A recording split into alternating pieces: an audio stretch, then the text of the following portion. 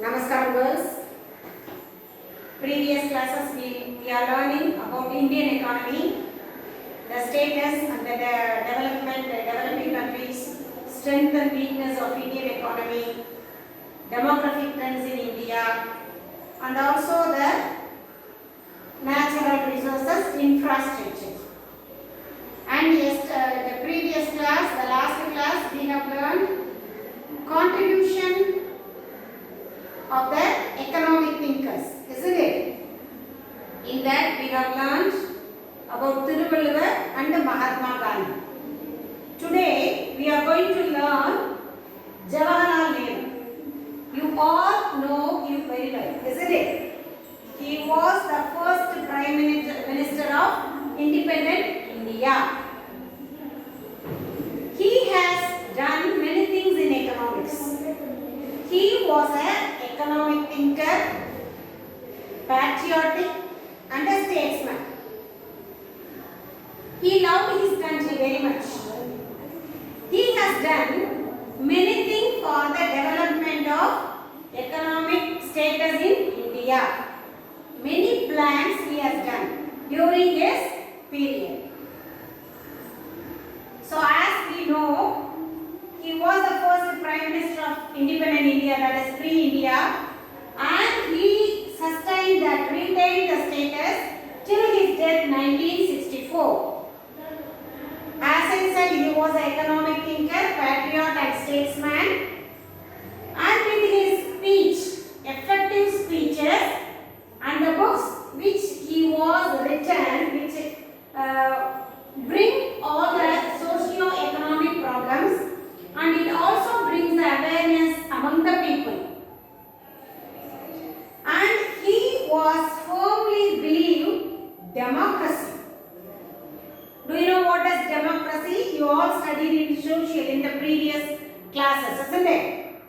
For the people, by the people, to the people already you know. Jawaharlal Nehru was a firm believer of democracy. And as I said, he was an efficient speaker, and his speeches on civil liberty, adult franchise, and law of democracy and other things were attracted by the people. So, he always thought of the Indian development in the economic path. And which another contribution given by Jawaharlal Nehru is secularism. What do you mean by secularism? That is giving equal respect to all religion.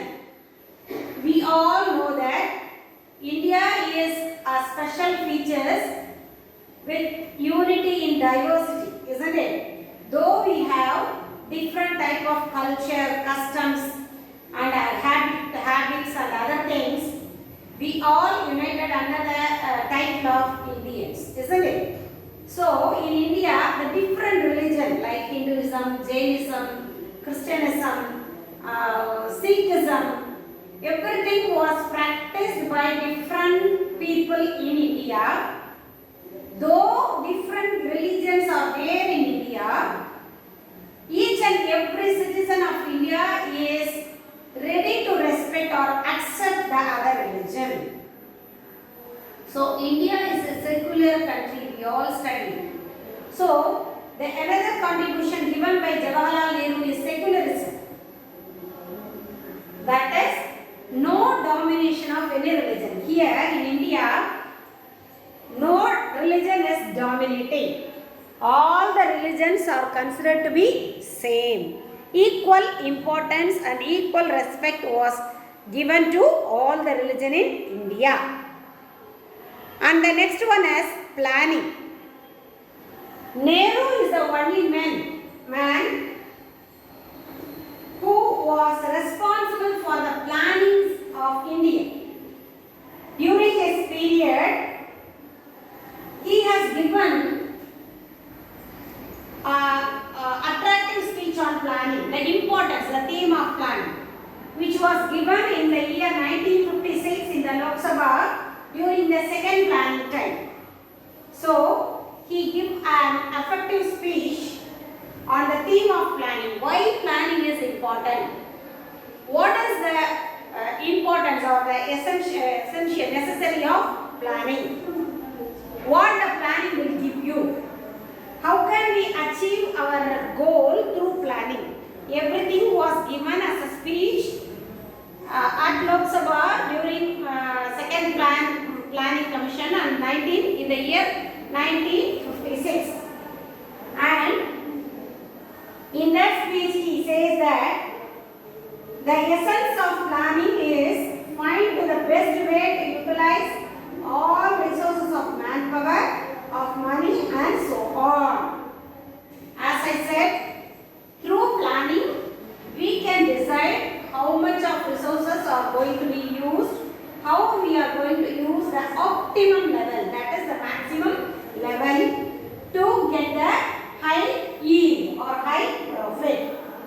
And the planning for Nehru was essentially linked up with the industrialization and eventually self-reliance for the country. He also insists of self-reliances, self-sufficient. We already studied, isn't it? So he also insisted that the self-reliance and also the industrialization. Though Gandhi is opposed to the industrialization, but Jawaharlal Nehru he emphasized on industrialization. Because the economic growth and the self-accelerating growth is only through industry, he thought that. And the basic strategy of planned development was carried through Nehru. And he also contributed so many things for the advancement of science, research and technology and industrial development. And the main thing, the IIT or the research institution was established during his period. And he always intended to develop scientific temper because he is interested in the advancement, technologies, innovations. So he always emphasizes on research and development.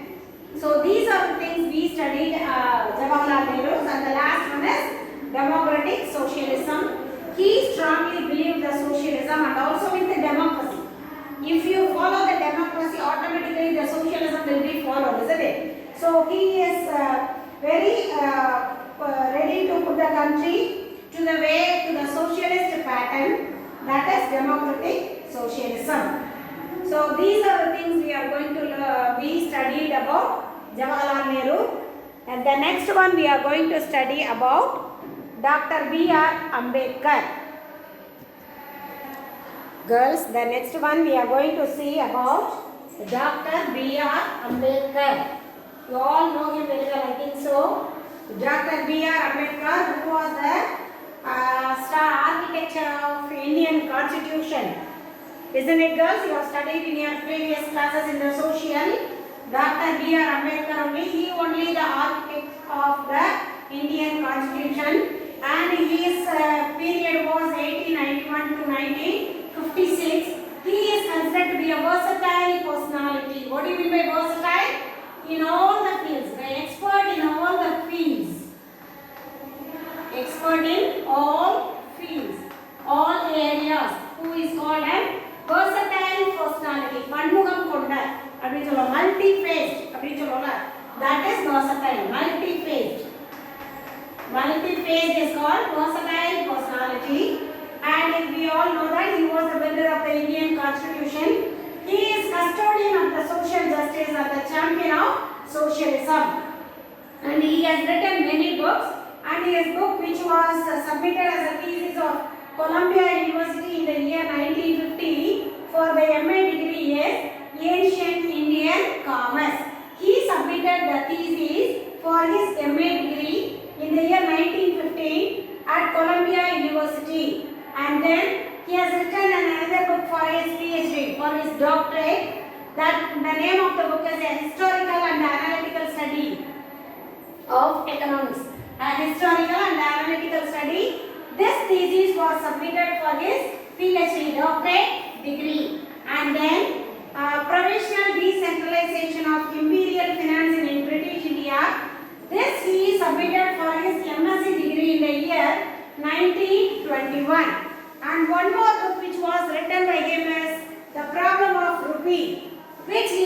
submitted for his DSc degree, Diploma in Science. This is Master in Science, Master of Science. This is Diploma in Science. And then this book was submitted to the London School of Economics in the year 1932. The name of the book is The Problem of Rupee. And this book was taken out, conceptualized by the RBI, the Reserve Bank of India. That is the problem of rupees, its origin and its solution. Study was taken. RBI take the concept of this and it gets the guidelines for setting the RBI. So he was one of the key. His book was considered to be the key or the concept and the guidelines for setting up the RBI and its functions. And then his works were studied under 4 headings. One is financial economics, agricultural economics, economics of caste, and economics of socialism. The first one is financial economics. The financial economics, the much work was done by Ambedkar during his stay abroad in the year between the year 1913 and 23. More than 10 years he stayed in abroad. During that time he has written so many things. Which was in the field of finance economics. He divided the evaluation of provincial finance into 3 stages. The first one is budget by assignment, which was done during the period 1771 and 76-77. He has divided the finance provisional into 3 divisions. One is budget by assignment, second one is budget by assigned revenue, the third one is budget by shared revenue. These divisions were given in the different years which is mentioned here. The first one, budget by assignment, was given during the period 1871 and 72 to 76-77. That means 71 to 77. And the budget by assignment revenue is 77 to 82. And the budget by shared revenue is 82 to 1921. So he has divided the evaluation of provincial finance into 3 stages. The 3 stages he has also given. And the second one is agricultural economics. So in the year 1918, Ambedkar he published a paper. The name of the paper is Small Holding in India and Their Remedies. By taking the Adam Smith's course from his book, The Wealth of Nation. Adam Smith has written the book Wealth of Nation in the year 1776. So by keeping the Adam Smith books as his base, and he given a structure, that is distinction, that is consolidation of holdings and the enlargement of holding. These 2 ideas were taken on the basis of Adam Smith's Wealth of Nation. He takes his Adam Smith's book as his quote base, and he has given his view on the consolidation of holding and the enlargement of holding in the agricultural field. What do you mean by consolidation? Shrinking, enlargement, expanding. So in the agricultural field, he has given 2 ideas, which is consolidation and the enlargement of holding. And the third one is economics of caste. We all know that he is greatly opposed to the caste-based work system, because he thought that caste is the obstacle for the society's development. Because in those days, each and every society, the caste, they have their own work. They are ought to do their work by generation and generation. So he thought that the caste-based work is an obstacle for the development of the society. So he strictly prohibited the caste-based work. So that only he says the individual should be free to change their job, because in those days the people, they used to do the job by generation. They should not change their job. For example, if he was a son of a barber, he has to do the same work. If he was a son of a cobbler, he has to do the same work. He should not go for any other work. In those days, we have the rules like this. So Ambedkar strictly opposed these rules. So that only he told individual have the rights to change their occupation or job as they like. So because he strictly opposed the caste system. And also he thought that the caste system is the only reason for the social tension. It creates the controversy among the people. So it brings a great conflict or the commotion among the people. So he thought that caste system should be prohibited. And he also told about the democracy and the caste-free system. And the last one is economics of socialism. As I said, Ambedkar was a great socialist and he thought that the nationalization of all key industries, and he also told about the collective farming, because by the fragmentation of the agricultural work, the land are divided into small pieces so that only they are not doing their work, agricultural work proper. If they have done the work in the collective farming method, the production of the food product will be increased. He thought like that. அதாவது ஒரு குடும்பத்தில் வந்து இப்போ 5 பேர் இருக்காங்க 6 பேர் இருக்காங்கன்னா ஒரு நிலத்தை பிரிக்கும் போது சின்ன சின்னதாக எல்லாருக்கும் நிலம் கிடைக்கும். ஸோ அவங்க வந்து அந்த சின்ன நிலத்தில் என்னத்தை நம்ம விளைய வைக்க போகிறோம் விட்டுருவாங்க. பட் அப்படி இல்லாமல் if we have done the agricultural work in a collective farming method, அதாவது எல்லாரும் மொத்தமாக ஒரே நிலமாக இருக்கணும், எல்லாரும் மொத்தமாக வேலை பார்க்கணும், அதுலேருந்து வர வருமானத்தை எல்லாரும் மொத்தமாக பிரிச்சுக்கணும் அப்படிங்கிறது தான் collective farming system.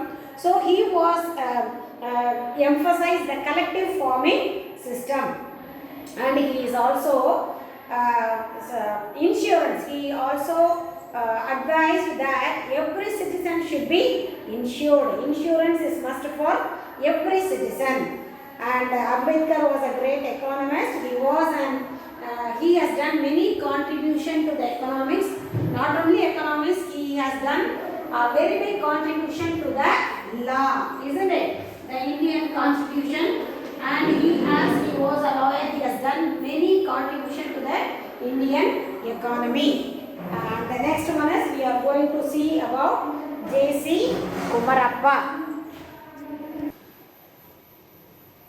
The next one we are going to see J.C. Kumarappa. Joseph Chelladurai Kumarappa, who was born on 4th January 1892 in Tanjore, Tamil Nadu. He was a pioneer of rural economic development theories. He is awarded for developing the economic theory based on Gandhian thoughts. He was very much influenced by Gandhi's ideas, Gandhi's views. So he has given the rural development theories based on the Gandhian's view. So as his ideas are known as Gandhian economics, and he, like Gandhiji, Mahatma Gandhiji, he also supported the village industries. They are the base, visibly base for the development. So he wanted to improve the village industries, and he also promoted the village industries association. And he worked to combine the Christian and the Gandhian trusteeship. He also opposed the caste and the material development, competition and efficiency in free market economies. So he opposed all these things, caste system, material development, because like Gandhi, he also insists the self-control and the self-discipline is more important than the material development. So he also rejected the caste system, the material development and the competition in the free market economies, laissez-faire policies, that also he opposed. And he envisioned the Gandhi an economy focused on satisfying the human needs and challenges. Like Gandhi, he also envisioned the economy which should give the self-sufficiency to the individual, and he also opposed the social economic conflict, unemployment, poverty, and deprivation. And he worked as a professor in the Ahmedabad in Gujarat Vidyapith College as a professor. At the same time, he worked as an editor for the Young India paper during the Salt Satyagraha. So he not only worked as a professor, he also worked as an editor for the Young Indian paper, the paper which named as Young India during the period of Salt Satyagraha. And he established an All India Village Industries Association in the year 1935. And he was imprisoned for the Quit India movement. He joined with Gandhiji and he fought for the freedom of India. So in the year 1945, he was imprisoned for participating in the Quit India movement. And he imprisoned. During the imprisonment, he has written many books. Those books are Economic of Permanence and the Prospects and the Precepts of Jesus and Christianity, The Economic Way and Its Life. These books were written in the year 1945 during his imprisonment. While he was in jail, while he was in prison, he wrote all these books. And he was regarded as Green Gandhi by the great historian Ramachandra Guha. He was a great historian. He called Kumarappa as the Green Gandhi because he was influenced. I already told you, he was influenced by Gandhian thoughts. He followed the views on Gandhi. He envisioned the views of Gandhi. So this great historian Ramachandra Guha, he called Kumarappa as Green Gandhi. And he also worked in the Planning Commission of India, Indian National Congress and many other works. And he is very much, he traveled to China and Europe and he studied the rural economic system in the different countries. So he traveled in many countries. These countries, China and Eastern Europe, he traveled and he learned the rural economic system of those countries and he wanted to implement that things in India. So these are the things we studied, we learned about J.C. Kumarappa, and then we are going to learn V.K.R.V. Rao.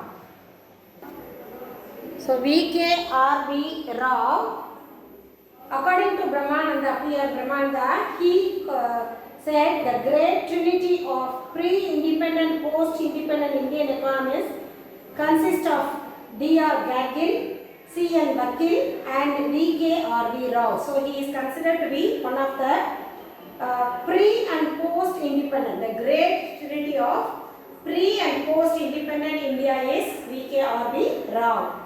And the scholars like Gadgil, Vakil and V.K.R.V. Rao, they were imbibed with a missionary zeal and analyzed Indian economic problem with a view of designing and propagating economic policies, programs and plans to Indian national advantage. So not only V.K.R.V. Rao but also Gadgil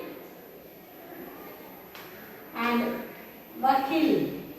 These three, they analyze the Indian economy and they demonstrate, they architect, they built a new economic policies. So he is considered to be the prolific economist. What do you mean by prolific? He is a fruitful, productive. How it can be in a positive manner. While he is making the economic policies and the plannings, he always made it as a productive manner. And he was deeply interested in the three large themes, which is national income, food and nutrition and distribution of goods, and the third one is employment and occupational distributions. So these was the three major items he was deeply interested in. One is national income, the second one is food and nutrition and distribution of foods, and the third one is employment and the occupational distribution. And if we talk about the national income and the methodology, we should know that he was the pupil of J.M. Keynes. What do you mean by pupil? Means student.